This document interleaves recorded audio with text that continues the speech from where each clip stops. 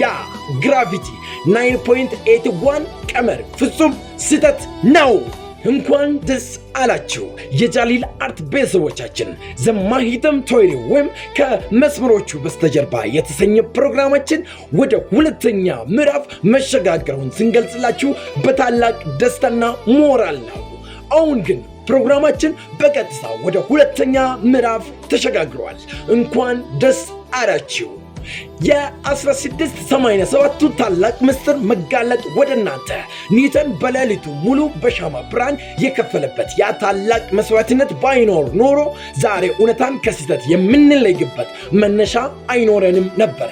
እኔም ዛሬ እውነታውን ለመለየት የበቃው በእርሱ ድካም ላይ ቆሜ ነው።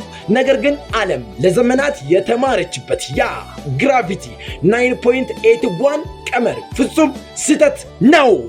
ከመስመሮቹ በስተጀርባ እውነታው መች ይቀራል?